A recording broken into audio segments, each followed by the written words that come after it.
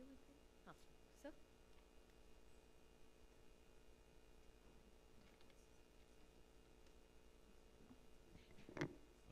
Good morning, everyone. I asked Dr. Krishna Prasad Kudlu sir to join me here. Dr. Chitra Ramurthy madam. I think she's in the other session. She'll join us later.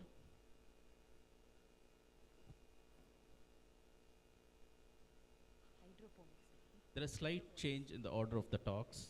No, next. We are rushing through with the. We have to start the inauguration on time because it's the. And Father Jesudas, director of St. John's, is coming here. They are hard pressed for time. Slight change in the schedule, but most of the talks will be covered.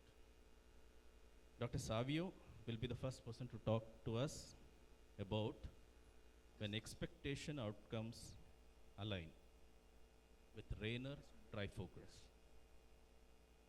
Cataract surgery is just not cataract surgery anymore. It is a refractive surgery that we do. And this is one of those very good lenses. Dr. Savio? A very good morning to everyone. Thank you, Alan sir, for the warm welcome and invite. So the topic today I'm talking about is the alignment of expectations and outcomes with Rayner trifocal IOLs. And as we all know that cataract surgery is more of a refractive surgery nowadays, and patients' expectations are at an all-time high. We are doing more and more refractive lens exchange these days, especially in high myopes, and patients desire to be independent from glasses. And the newer generations IOLs have so many different designs, so many different technologies. Sometimes we can get drowned in what we need to do. And today patients, you cannot take it, oh, they're happy wearing glasses. I feel the first question we should ask our patients is, do you desire to be glasses free? And give that option to the patient. Many a times patients come and they say, we were not told that this option exists. So please give that option to your patients. Now, whenever you're choosing a lens, you always want to see a proven track record, and a lens, it has a platform which has been demonstrated and has been safe to use. And if it's preloaded, it's an added advantage, I would say, and especially if it goes to a micro-incision injector. And you want very low rates of PCOs, you want a toric option because you have a lot of patients with astigmatism nowadays. This is something for all our PGs over here, that the first lens that was IOL, which was placed in the eye by Professor Harold Ridley, was made by Rayner, and that's the actual photograph of the lens and Sir Harold Ridley. So when I'm talking about the Ray 1 lens, how is it different from other lenses? It usually has a 6 mm optic, which is common, a 12.5 mm overall diameter. The main thing is it's a closed loop modified haptic, and that's very important. It's an aspheric lens which is neutral, aberration neutral. So there's no aberrations which are induced or which are caused by positive or negative. So the patient has the natural aberrations which are there.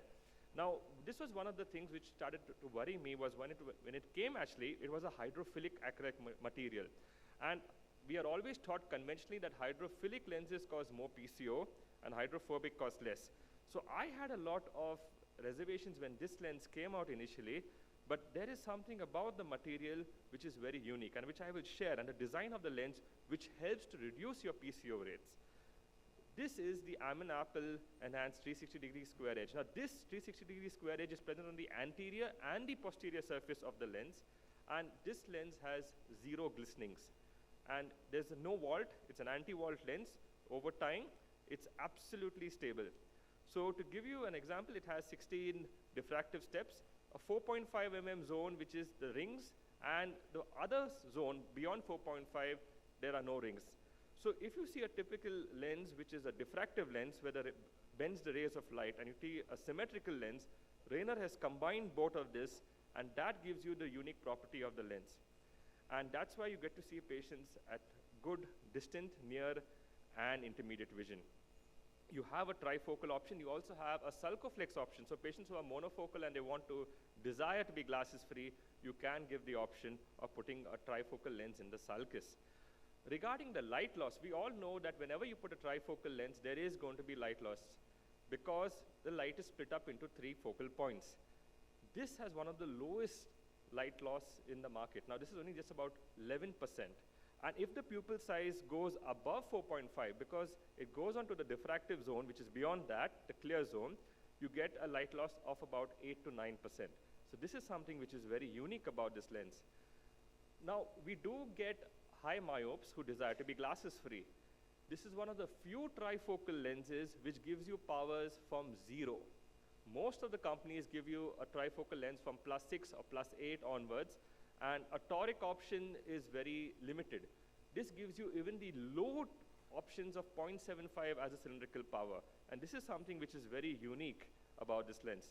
Regarding the hydrophilic material, it has a very low refractive index, and that's the reason why you have very less of glare and halos, especially at night, because the diffractive zone is only about 4.5. Comparing to when you have an aspheric lens and you have no residual spherical aberrations, remember, the patient is used to seeing with the pre-existing spherical aberrations, and that gives you a very good depth of field. And if you have spherical aberrations, what we do in Presbyon or what we do in any surgery is we are actually inducing spherical aberrations. So this actually being neutral does not play with the patient's existing spherical aberrations. Regarding glistenings, this is a free glistening-free lens. The University of Heidelberg, which is the gold standard for measuring optics all over the world, has classified this as a glistening-free lens. So in my opinion, because of the square edge, whenever you're putting a lens, please put OVD, but the OVD has to be washed from behind the lens. You can't rock the lens and do a rock and roll technique for the visco removal. You have to take your irrigation behind to wash off all the visco, because the square edge prevents it, especially if you have a very good overlap with a femtorexis, it prevents the OVD from coming off because of the square edge. And the square edge is the same technology which prevents the cells from migrating over and causing the PCO. So if you see a hydrophilic material, as I was telling earlier, the very low PCO rates is because of the design of this lens. And if you do a good polishing of your anterior-posterior capsule, the gag cap rates and the PCO rates are as good as your hydrophobic lenses.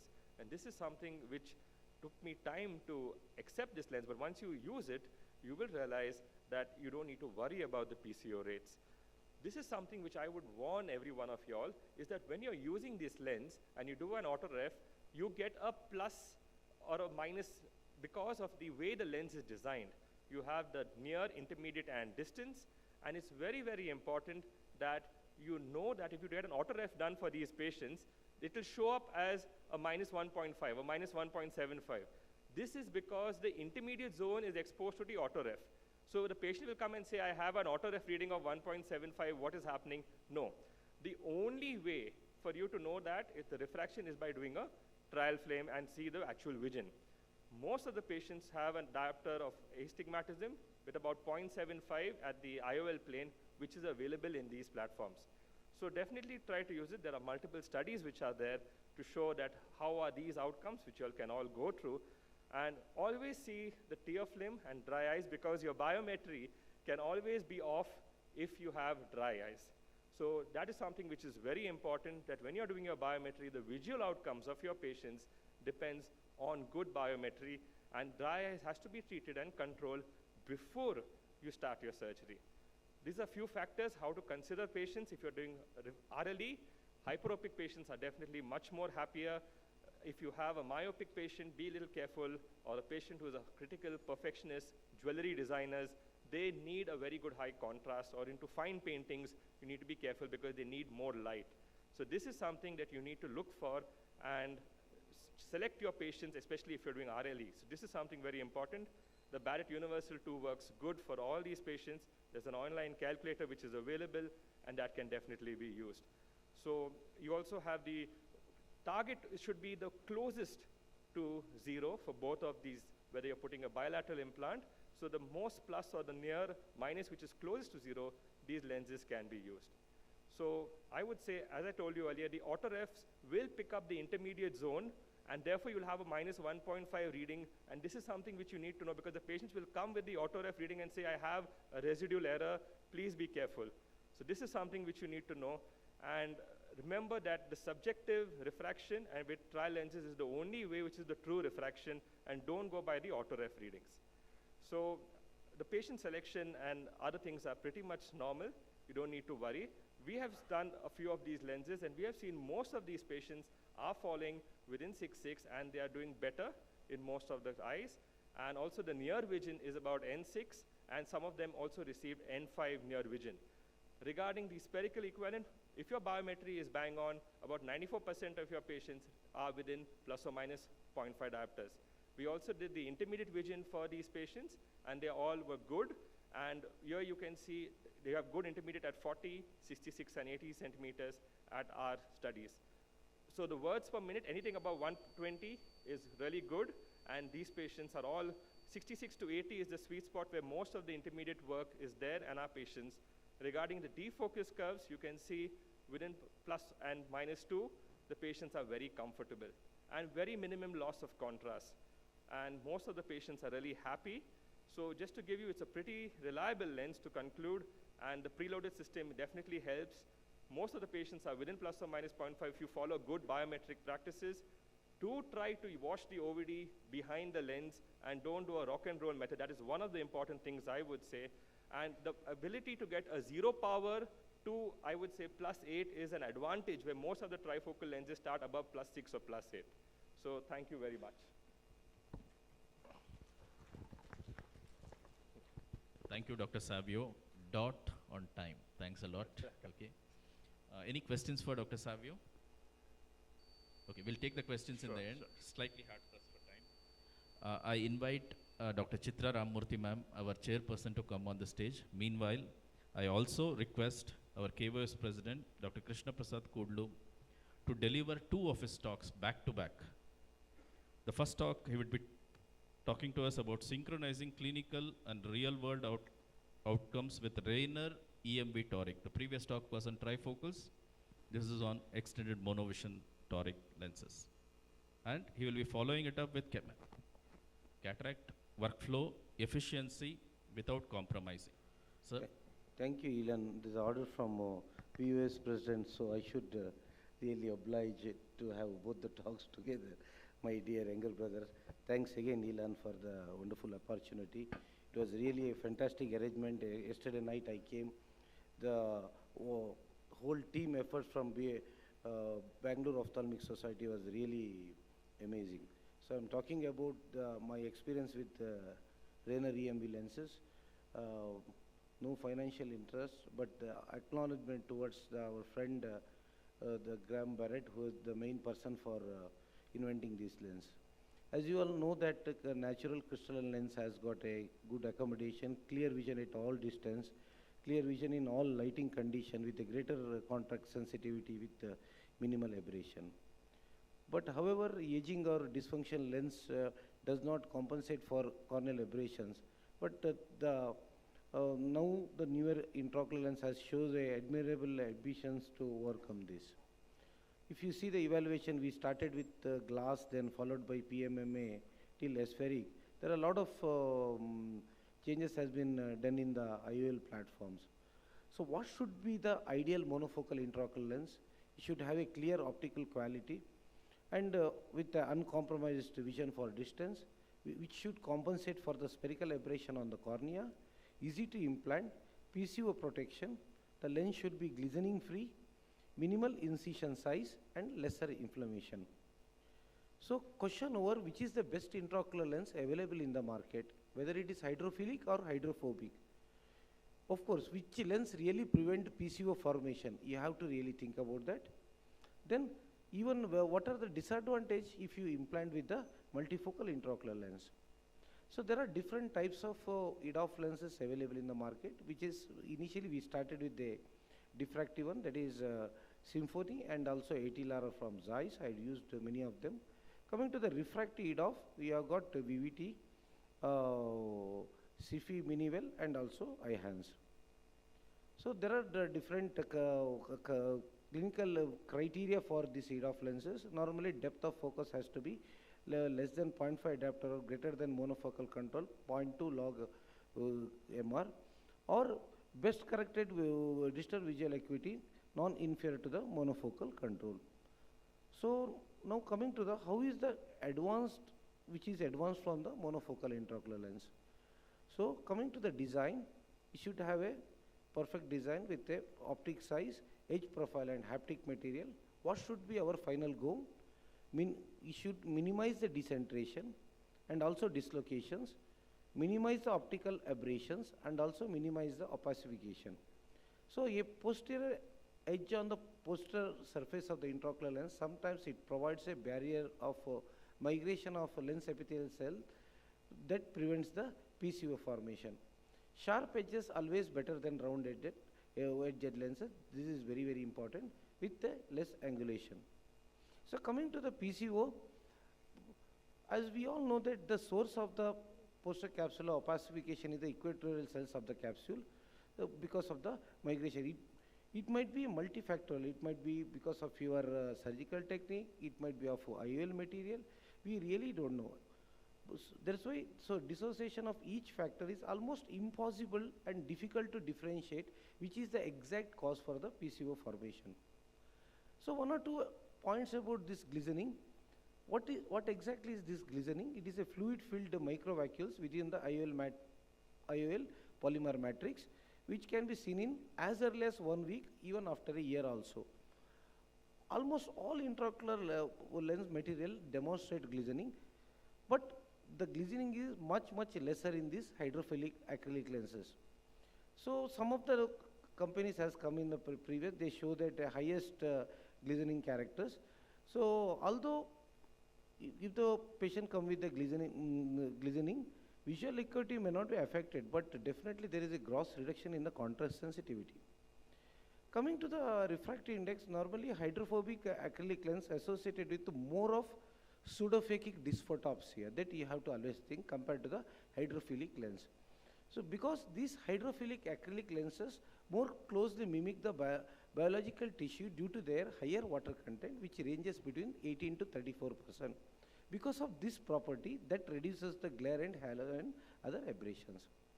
So what is the idea behind this aspheric IOL? The idea of aspheric intraocular lens is to return the eye to the youthful optics. The young eye always has got a zero spherical aberration. As we all know that with the age, spherical aberrations increases, that reducing the functional vision. So coming to the mainstay of our talk is about this particular lens. So this is one of my most favorite lens. This is from the Renner EMV, which has got a aspheric anterior surface with a unique inner optic design. So the main property here, the central part of this lens, it has got induces the controlled positive spherical aberration. So because of this controlled positive spherical aberration, that gives the extended depth of vision. That's what I used to do with the laser platform, which is something called Press Beyond. Similar kind of effect these lenses will give. So because of the blended, that reduces the longitudinal spherical aberration too. And also it has got a non-diffractive design that offers the reduced dysphotopsia compared to any of these diffractive models. So this is a unique patented probably the only one lens on the center they give the positive spherical aberration IOL that utilizes carefully these aberrations to spread the light along the visual axis, elongating the focal range from far to intermediate. So normally this lens does not use a diffractive or light splitting optic, so there is no more dysphotopsia. So normally the increased range of focus is up to 1.5 adapters with a emmetropic target. They have got a high quality of vision because as I said that there is no dysphotopsia, enhanced monovision, because now we even get in the platform of toric platform too. Then one more point about this, since it is a hydrophilic single piece lens, so there is no question of this is a glistening free intraocular lens. It can go through the micro MICS sensation 2.2, it can go inside very easily, and it comes with the injecting system such a way that you need not have to straight away, the whole system will come within the saline only, just you have to inject it. And the other two good property are even patient with the low, it has got a low silicon oil adherence, even you can put it in the diabetic also, and excellent VL biocompatibility. So this is about the lens. Normally if you see about the average offset of only 0.08 after 3 to 6 months and 1.83 IOL rotation after 3 to 6 months of surgery. So the one more advantage of this lens, they have got a 360 optimized barrier to reduce the PCO formation. So the PCO will be much lesser compared to the any other lenses. And as I said that it can go through the 2.2 and the whole system including lens that be within the cell line. Just we have to take out the lens and just inject. So the unrolling also much easier here. A small video. So we have used probably around 500 to 600 lens so far, and the results are quite amazing. If the patient are very much having active night life, they have got a night time driving, these are my first preferred lens. And 99.9% of the patient, none of the patient had come to us with any problem. Even you can put it in the post-LASIK patient, especially those who are already undergone the hyperopic LASIK. This is the lens to put because it creates a positive spherical aberration in the center of the optic. So this is the loading system. So easily it goes in. So you need not have to panic. Just you have to guide within the bag. It's perfect centration. As I said that even very minimal tilt or decentration, so that gives the perfect results. So this is some of the studies with compare with the other different regions in the market, and it shows. So if you see the defocus curve, that is very good compared to the other lenses. If you see compare with the other lenses like Eyhance or Symphony, the results are much better. Very few patients complaining of glare and halos, and also there are some even comparison with the we had compared with the one of the Indian brand iCrylCert, the Techniscience. Definitely it has got, if you see the depth of field up to 66 centimeter, and near vision it more than 1.5 diopters because of this positive spherical aberrations in the center of the lens. This is our study. We have operated, this is about 3 months before, around 300 eyes with the EMB, 50 eyes with EMB toric. Both the intraocular lens have given exception result. More than 98% of the having comfortable monocular distance, 6x6 lens, and more than 95% having intermediate vision up to N12. None of these patients presented with glare and halos for a follow-up for 7, 30 or 90 days. None of the patient had any reduced toric refraction after usage of toric EME. Patient were corrected in the dominant eye, non-dominant eye made myopic by 0.5 diopters to gain the emmetropia, and all 300 eyes were more than 95% emmetropic. In conclusion, these newer monofocal intraocular lenses are marketed as a premium monofocal lenses. So they give a good intermediate vision and near vision if you do micromono vision in the non-dominant eye. Added advantage, no halos, glare, shadows, provided a better result as an advanced monofocal. Ray-1 EMB toric is a promising new intraocular lens on the same rotational stable platform. Thank you.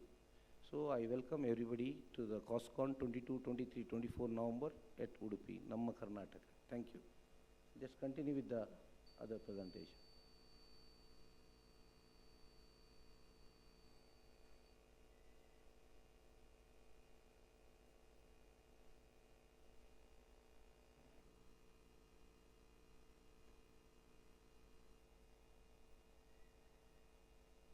Thanks again, Elan. So my talk is about the cataract workflow. Normally I do with Zeiss cataract workflow system to have which is a innovative workflow to enhance the surgical outcomes, which is a streamline to the entire process that gives the best patient care. Probably you need to have for especially new standard in ophthalmic surgery. Basically, it is a seamless integration of all the investigation you do. So how we divide it? Normally we do, first we have to assess and evaluate, workup and planning, then treatment, then the checkpoint. So coming to the assess point, first every patient coming to us have a detailed slit lamp examination.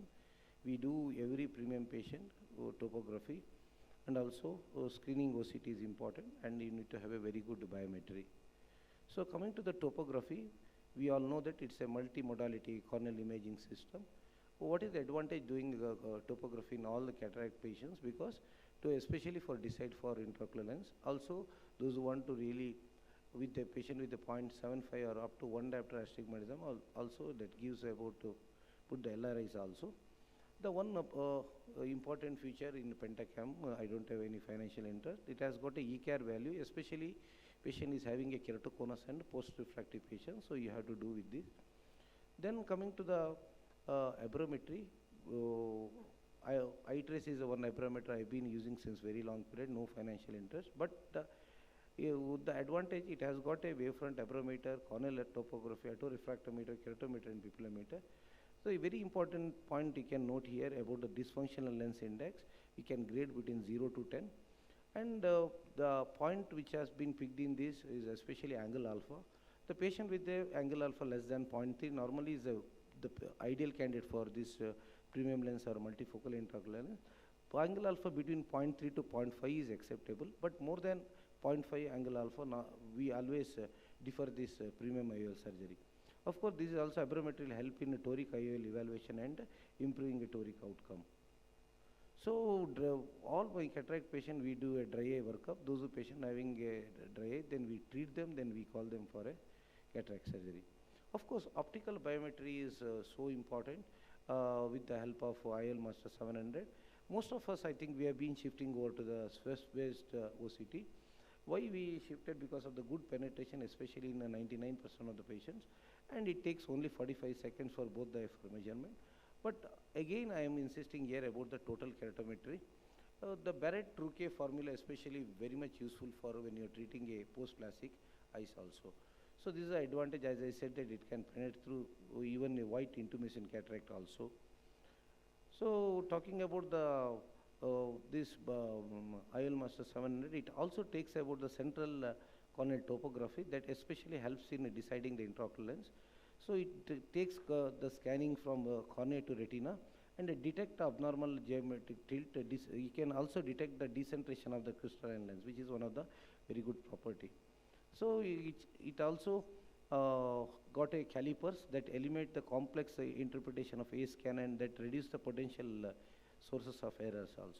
Basically, which works on the 7 parameters, that is one is on the axial length, corneal radius of curvature, entry chamber depth, angle kappa, where we call here as a like Chang varying chord. Then it also count on the lens thickness, central corneal thickness, and very important, white to white. So patient with more than 0.6 CWC, normally you don't consider them for a multifocal intraocular. And there are few points always, whenever anybody doing this scan, always you should tell them, they should always look for see for the foveal pit. If you are seeing in the green, that means it has got a good fixation. Also other points you can also pick in this IOL Master, especially patient is, you can pick something like a BR Vivo, which can pick them, then it can be referred to the retina surgeons. So these are all the formulas which have been incorporated into the IOL Master 700. So now I have been doing with the most of the Barrett's too. So this is how even patient with the toric, it gives the access this thing that can be also transferred. Once you have done the IOL Master, then we have to do the treatment. So once workup done, then next one is this we have to do the planning. So now normally it transferred to the Zeiss Forum software. From there, then it goes to the Zeiss EQ workplace. Then you can even order through that only to the online calculator. So that makes our job much easier, and also the accuracy of this is fantastic. So that's what we do. Once you do finish, then you should export. Once you export to this thing, it will export to even it can go to the OR also, or you can export to the pen drive also. This is done. Then this is about the cataract workflow planning, which is a ophthalmic data management system, which can be interconnecting between the multiple Zeiss device, except all patient examination data at one place. So you can get the OCT, HFA, topography and biometry data in one place. So once you sit as a surgeon, you'll have all the data, central corneal topography, you'll have fundus picture, you'll have biometry. So you know how much is the lens thickness, what IOL to be put, then makes your job much easier, and in the end, patient results is going to be the ultimate. This is about the workflow planning, the software. So coming to the treatment, I think of course I do with the Lumera eye microscope, which is the ultimate one because of its stereo coaxial illumination, which can be even integrated with the markerless toric alignment system too. So I do phaco with this particular phaco machine. I think probably I'm the first user of this machine. Excellent machine because of a couple of very important points. One is about the IOP recovery in about 200 milliseconds, that independent of vacuum limit or IOP level. And it has got a real-time measurement of infusion and aspiration for accurate leakage and calculation. So the surge is almost next to nil, especially with this system.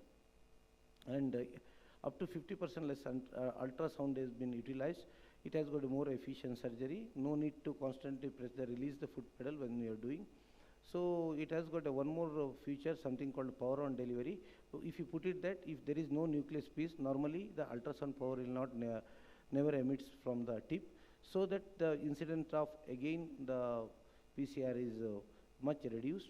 And also, if you have got a Callisto system with you, always you can record and you can improvise your surgical skills also in the next surgeries. This one case just we started recording, so where we went wrong, so where we have to correct ourselves, especially those are having a training center that gives a very good results too. So this is the advantage of if you are having a all integrated system along with the phaco with the incorporated Callisto also within that. So as I said that if you have got a Callisto, then toric alignment will be much easier and more accurate also. And as I said that more accurate, especially for documentation. So because of it has got HD video photo documentation. So normally it gives you better results.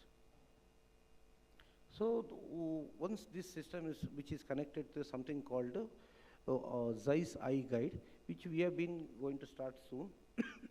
The advantage is, especially for better support for increased patient satisfaction, ensure efficient cataract workflow through the better educated patient, and also it create a USP to differentiate your clinic from the competitors.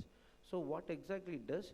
Normally if the patient want to take any source of information, normally guide will give you also. Also it better bonding with the cataract patient, better support for patients at all points their surgery. Then also you can do app customization to meet the need of patients also. Very important, it has got an eye drop reminder too. So when the patient wants to put the drops also, normally it gives a reminder. So by having that, patient will know what lens we have put, what investigation we have done. So that develop the patient trust on the doctor so that they can refer to more and more patients. So in summary, streamline your procedure for cataract workup and surgery to enhance your results. Systematically assess, evaluate, and for treatment to your patients. All data available at your fingertips. Make your routine enjoyable. Make each of your patients feel special. Enhance your efficiency without any compromise. Thank you, Ilan. Thank you, sir. Next, I would invite Dr. Naren Shetty to please get his presentation ready on femto-assisted cataract surgery, today's status, evidence-based. Meanwhile, I request Dr. Chitra Ramamurthy ma'am to hand over the moment to Dr. Krishna Prasad Kundu.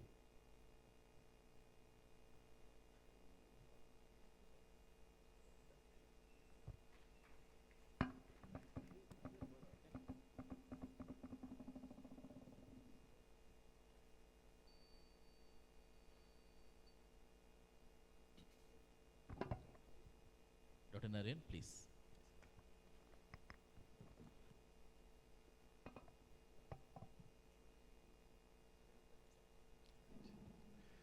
Right. Good morning, everyone. On this onset, I'd like to thank Dr. Ilan and BOS for giving me this opportunity. These are my financial disclosures. Now, femtocataracts have been increasing over the years, and more patients are coming for a bladeless cataract surgery. But what does literature actually tell you? Now, if you look at this particular study, this is the only study which look at the meta-analysis of only randomized controlled trials. And if you look at the summary, it shows that the femtocataract surgeries reduce phaco energy and effective phaco time. It reduces the heat damage, and it also is beneficial in patients with denser cataracts or low preoperative endothelial cell values. Now let's look at one more meta-analysis of a recent meta-analysis of 2023. Here you can see it's saying that flax reduces the corneal injury in early postoperative period, and of patients with fewer endothelial cells, it is strongly recommended to consider flax first.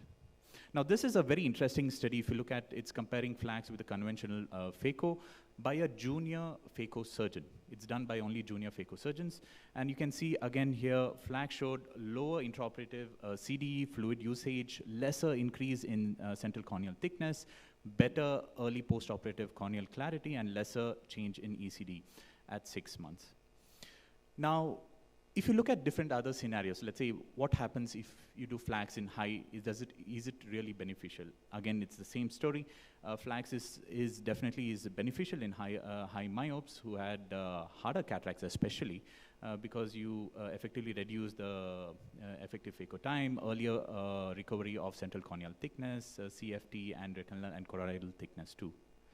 Now, denser cataract, I think we already been mentioned in the previous studies. Even in vitrectomy, it shows it's much better and much safer too. Even in shallow AC, it becomes even more crucial because you need to use even more lesser energy because the corneal endothelium is very close to your phaco probe. What about soft cataracts? Soft cataracts actually doesn't make any kind of difference between flax versus conventional because energy use is hardly any. But if you have posterior polar cataract, then it becomes extremely useful, especially if it is on the sclerosis on the higher grade, because in these kind of cataracts, you can't do a hydrodelineation if there is a higher sclerotic grade. And at that time, you can do your cylindrical chops with your femtocataract. So that is a way of doing a hydrodelineation with your femto lasers. And then it becomes so much more easier to handle these kind of difficult cases. Now, talking about capsulorhexis, good centered rhexis is very crucial, especially if you're doing a premium IOL. A good overlapping is very, very important, and most of these machines have a scan capsule so that the rhexis is perfectly centered to your bag. Now, one very important thing is a well-centered rhexis, especially in a toric lens, is very important, and so that it maintains its position and doesn't change or tilt later on. Flax is very useful even in partially subluxated cataracts so that you can do a perfect rhexis, centered rhexis according to your bag.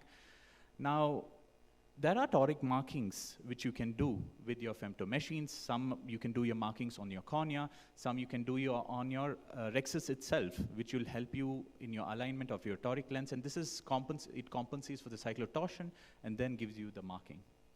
Now, this is a very unique feature of LensX. You can actually center your rhexis onto your visual axis, which is very unique. But now we can all say, no, actually, if you do your rhexis according to your visual axis, it really doesn't matter because eventually your lens centers in the center of your bag. You might say that.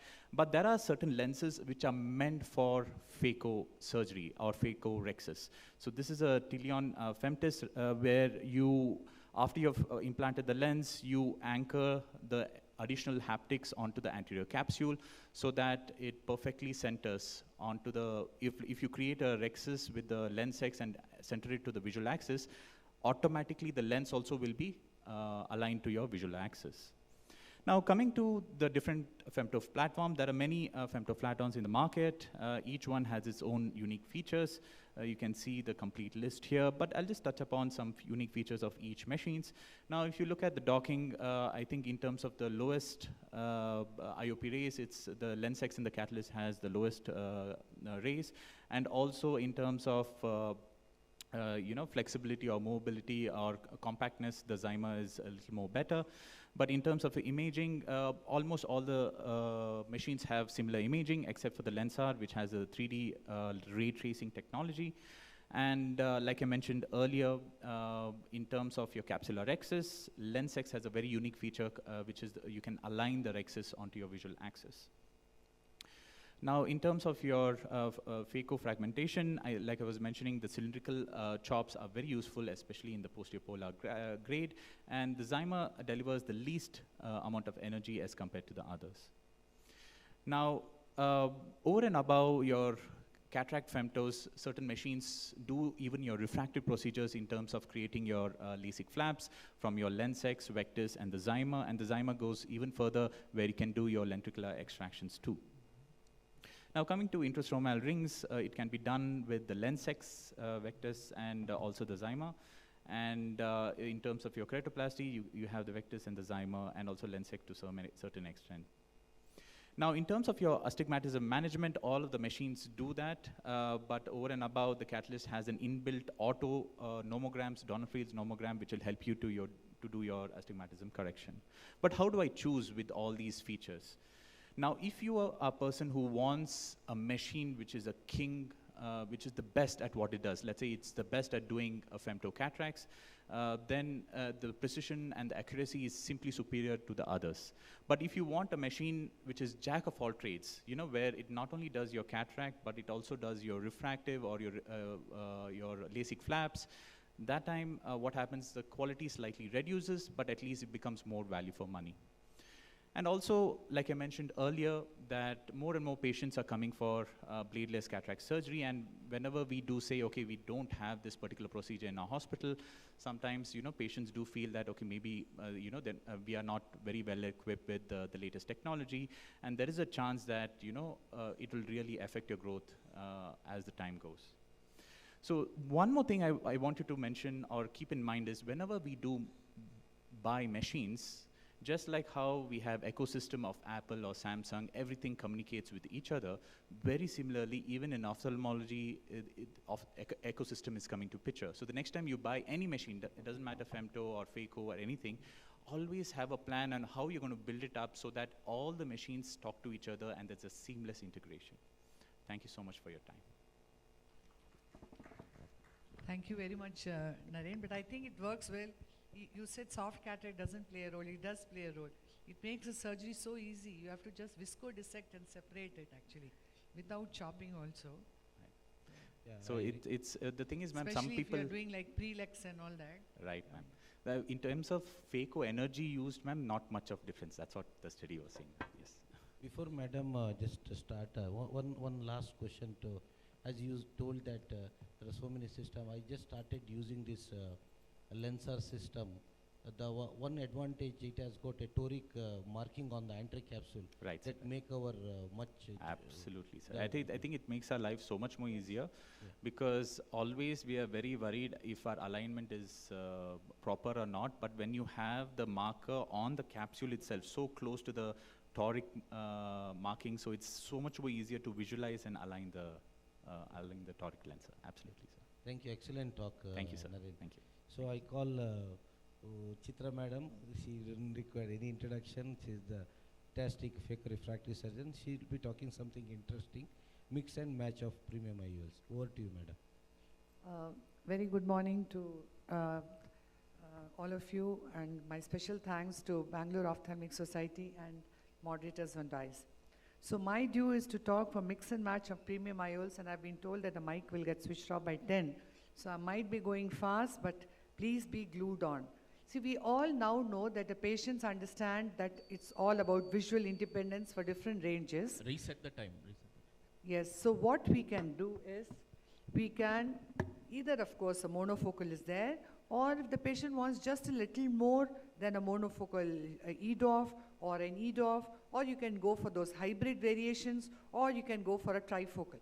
Now what happened when you look at the history, we had earlier the diffractive IOLs, but it had a far point and a near point. So whenever one image is in focus, the other image is out of focus. And that out of focus image is which causes glare.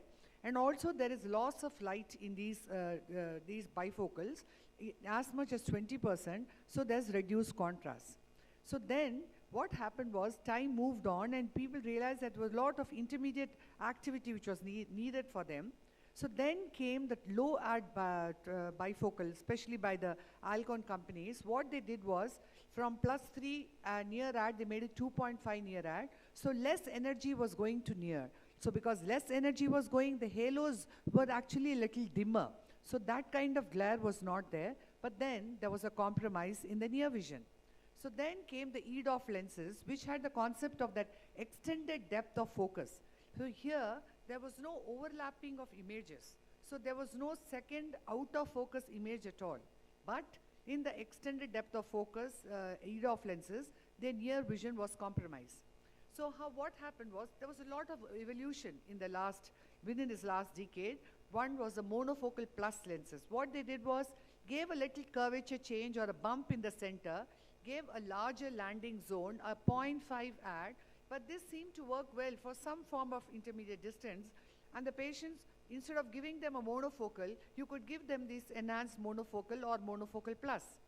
Then there came a trifocal, wherein it had a distinct far, intermediate and near point, but interestingly, the way the lens was designed, there was not that amount of glare or dysphotopsia with these lenses.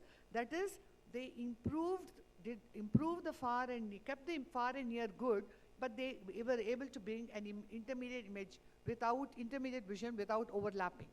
So what is it which we want in the visual quality? We want the right kind of balance for spherical aberration, chromatic aberration. We want to know what is that defocus curve of that particular lens. We also want to know, would the dysphotopsia be lensed with this optics? So what is defocus curve? When you are want to know what is the strength of an IOL which you have implanted in the eye, you need to correct him fully for distance. So with a BCVA of that particular frame lens, he is able to see plano. So then you keep adding a minus 0.5 to the frame and keep checking his vision until that add, when he is still able to see, that gives the range of the lens or the power of the lens, and that is the defocus curve. And we need to know the defocus curve of a lens before you can advise to your patient. Then the next important thing we realize is, with the different lenses, there was some gap. Either it was good for distance or intermediate, or with dysphotopsia.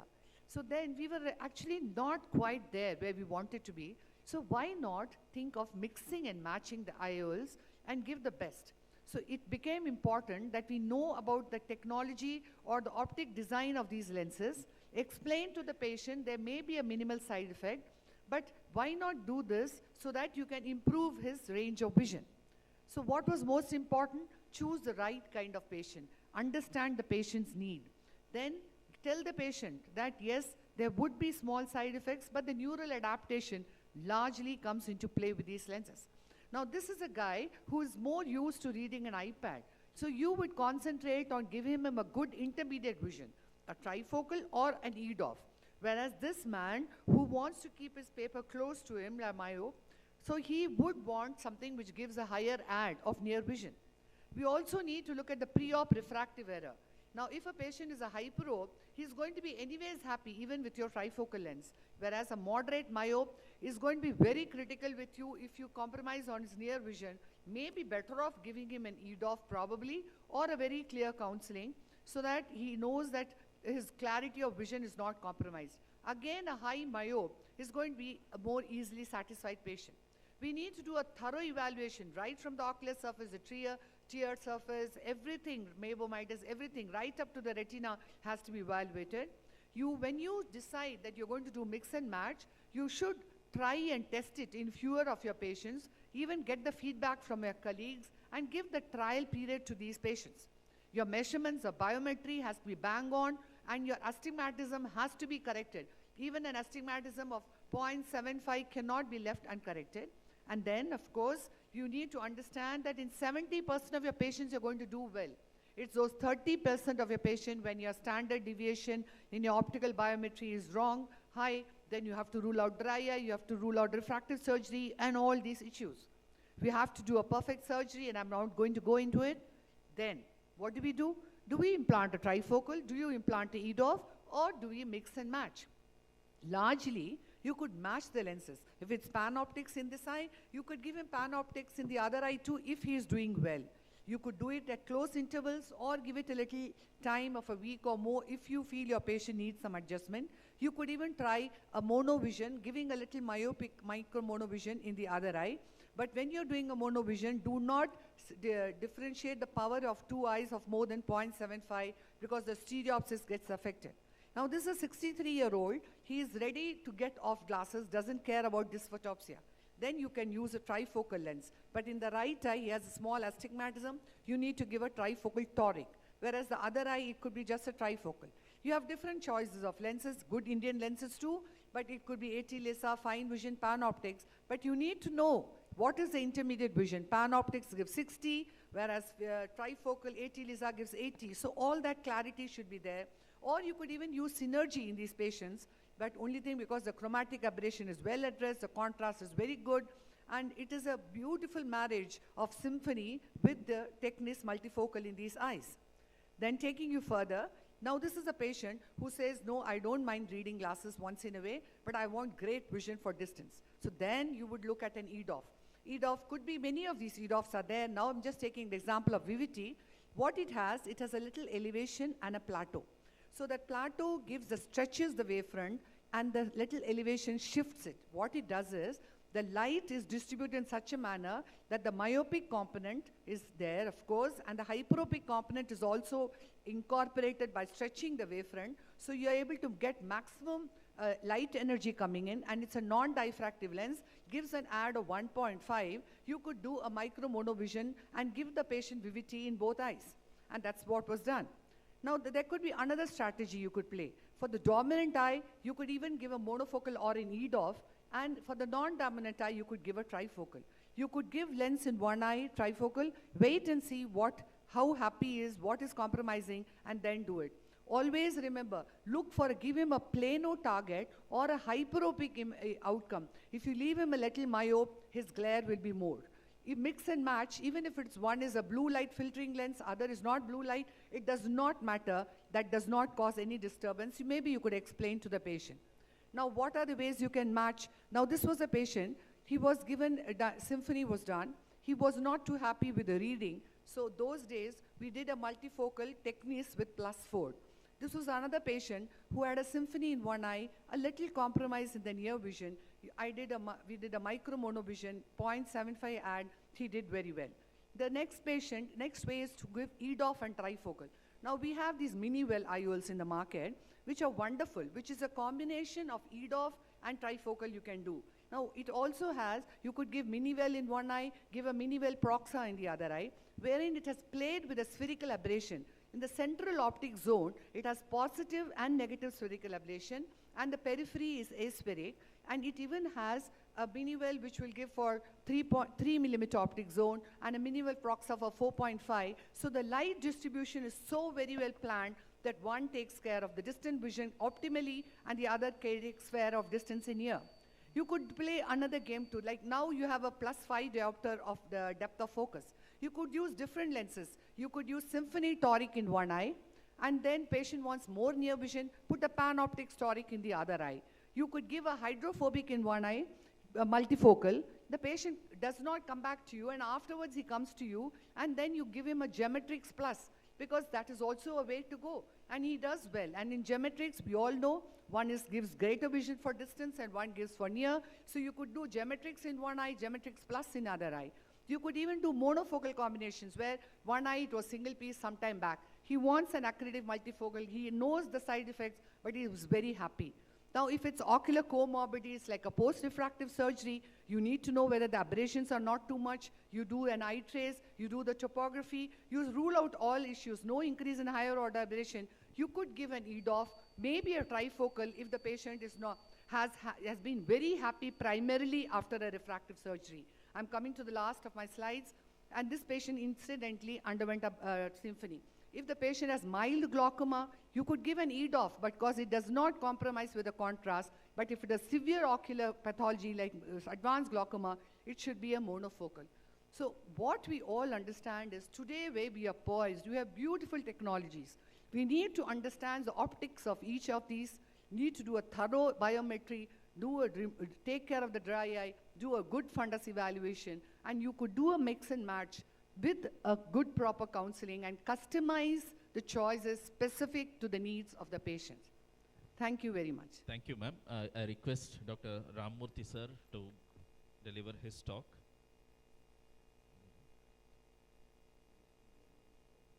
Making amends for past sins. Excellent talk. Please start. Thank you so much, Dr. Ilan, the President of BOS and President of KSOS. Both of you are here, and indeed always a pleasure to come back to Bangalore. And this is shifting gears a little bit, dwelling upon the past, certain errors that I had committed, certain errors that were committed outside. A multifocal PMMA intraocular lens, which I implanted 25 years back. It was a Pharmacia diffractive PMMA multifocal, which a +4 had, which I implanted in 1999. Had a PCR, it was resting more on hope than on capsule, but the lens was stayed quite centered for quite some time, and the patient was enjoying good vision till he had a minor trauma and got dislocated and came to me for saying that I have suddenly lost the vision that I was enjoying all these years. Basically, it was a subluxated, old-fashioned multifocal intraocular lens with a PCR. It's, mind you, it's both the optics and the haptics are made up of PMMA. The rhexis was intact and the lens was in the capsular bag. So here the effort is to bring the entire lens into the in front of the rhexis, and because I found that the rhexis size to be quite appropriate, I decided why not, instead of switching around the lenses, expanding the lens, etc., which is going to call for a large incision, why not bring this lens into the rhexis, which as you can see, after bringing it into the anterior chamber, I'm quite carefully making sure that it is not going in, and now the optic capture is being created. All along thought there's no vitreous in the AC, but then triamcinolone invariably tells you when something is wrong, and you can see a large blob of vitreous that's there right at the incision, and I go ahead and do an adequate anterior vitrectomy, and you see the excellently well-centered rhexis with a good optic capture, refixated after almost 2.5 decades after the primary surgery was done. This is the way the patient presented preoperatively, and that's what done postoperatively. In that case, we had brought the lens forward in front of the rhexis. Here I'm going to be repositing a diffractive multifocal intraocular lens in the bag 8 years after surgery. This patient was done elsewhere, had a very optimal outcome of 6 by 7.5, 6 by 6 by an N6. But then that's the reason all surgeons told him that he's doing quite well. But he was not at all happy with the quality of vision that he had in the right eye. And that was the reason was quite obvious to see, because that lens was placed in the sulcus by the primary surgeon. It was somewhat subluxated because there are some diffractive rings in the pupillary area. He still continued to enjoy a reasonable quantity of vision, but the quality was compromised. So the idea in this case, conversely to the previous case, was to put the lens back into the bag for the simple reason that the bag was intact in this case, and the posterior capsule was intact. And essentially this lens, which is there in the video is running at double the speed, and which is there in the haptics or in front of the rhexis margin. Basically, I'm creating space because the primary surgery had been done almost 8 years back, and the capsule is intact. The idea is that once you place this lens into the capsular bag, this lens is going to get reasonably well centered, and you see that haptics being introduced behind the rhexis margin. The rhexis was created nearly a decade back, but it's possible to separate this by adequate viscodissection, and you can see that the lens is well centered. And once this was done, and this was preoperatively what I saw, and postoperatively after the reposition of the lens, and obviously there was just a marginal improvement as far as the quantity of vision is concerned, but an extremely happy patient, because when you come to these diffractive multifocals, etc., it's centration of these lenses is extremely important for them to act optimally.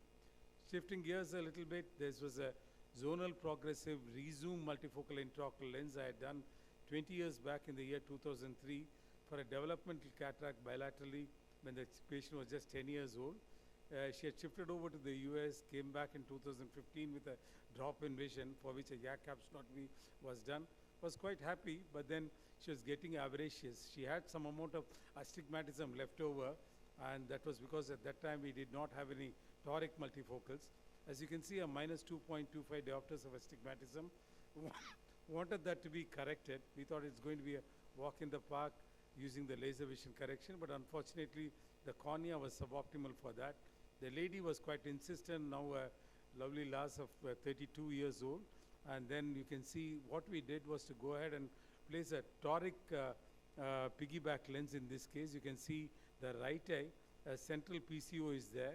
In spite of it, because you are not there, both the lenses were in the bag and well centered and held on there for almost 2 decades. And you can see the historic lenses going inside. And this is a piggyback lens. This is an Indian-made lens, quite cost-effective. And the 2 eyes were done 1 week apart. And you can see the toricity marking over there. There is a Varion overlay, which is guiding me, not picked up on the video recording. And that takes care of the distance visual acuity also, so that both for distance and near, we are able to give an excellent visual outcome. And what about a trifocal exchange with a 3-piece monofocal? I use multifocals quite a lot. Quite happy with trifocals, but there are occasions when you have to do this. This lens looks as if it's perfectly centered. This was again a referred case. But then when you start looking at it, the patient had a PCR, the primary surgeon had done a good job of doing an anterior vitrectomy and positioning the lens in the bag. It was very well centered, but somehow the dysphotopsia persisted. The patient was quite unhappy. So that's in spite of the PCR, this is just to show you that it's possible to explant these lenses. So the lens is brought into the, in front of the pupillary margin.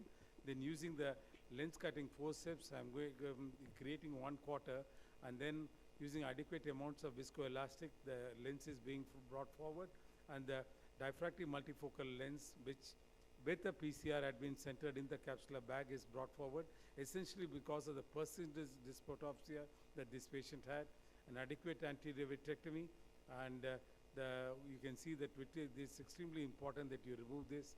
So I have done this kind of an exchange of a diffractive lens with a monofocal lens just on 3 occasions, and almost using these lenses for 2.5 decades. So it's not that none of those other patients had dysphotopsia. It is just that if you counsel these patients properly, tell them the advantage they are getting, then many of them do well. Many of them are willing to live with it and accept it. That's a monofocal lens that has gone in, and you can see the lens being well centered. And this is a displaced lens with a plate haptic multifocal intraocular lens. There was a YAG capsulotomy, and because of the inertia that's there, this lens had got dislocated. And essentially because I thought this was going to dislocate further, I took the help of my vitreoretinal colleague to extract the lens, or rather bring it forward in front of the pupillary margin. But as you can see, while I was doing the anterior vitrectomy, the lens went in, so it swung in the optical system. That's PVD being induced, and then subsequently the lens being forward. Translunar state was also being used to identify the vitreous, and this is entirely done by my vitreoretinal colleague. He made my job easier, placed the lens in front of the pupillary margin. This is where I came in, and you can see, can I just have a minute? You can see this viscoelastic being introduced, and then the lens is being, the plate haptic lens, which was placed almost a decade back and had worked well for the patient, but because of a large YAG capsulotomy, it got displaced, and then we brought this out, and then because the patient still had a multifocal intraocular lens in the other eye, was quite happy with the multifocality that he enjoyed all along, and there was an intact capsular rhexis margin. This is a hydrophobic acrylic diffractive multifocal lens that going into the sulcus. It was thought that placing haptics in the sulcus, thick haptics, is an absolute no-no. But now, of late, I've started thinking that if the surgery is done well, with a significant amount of steroid drops continued for almost a couple of months after surgery, these patients seem to settle down well. This is what, and this is the last of it. This is what you see preoperatively, and this is the postoperative outcome with a well-centered lens. Last of my presentation, a haptic dangling anterior chamber, 11 years postoperatively. You have heard of sulcus fixation, you have heard of iris fixation, scleral fixation. This lens was fixated through the iridotomy, and this patient was having reasonably good vision. There was some amount of optics right in the center, but then there was, because of persistent inflammation, there was cystoid macular edema, drop in the endothelial cell count, and of late the patient had started having problems. So all it was required was a very simple surgery, just a single side port, going in and then positioning the lens exactly where it should be. That is because the capsule was still intact.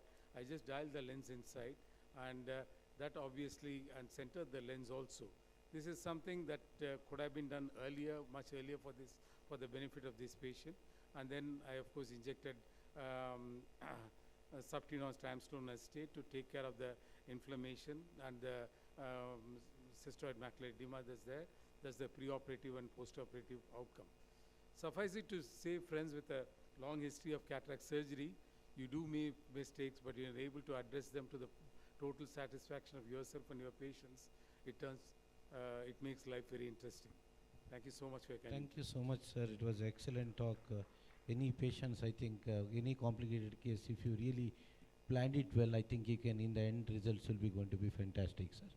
So we are just wrapping up the session. I think Elan has a couple of talks, but because of the inauguration, Elan said that he would like to have a talk in the afternoon. So, Dr. Ramurthy, sir, please correct the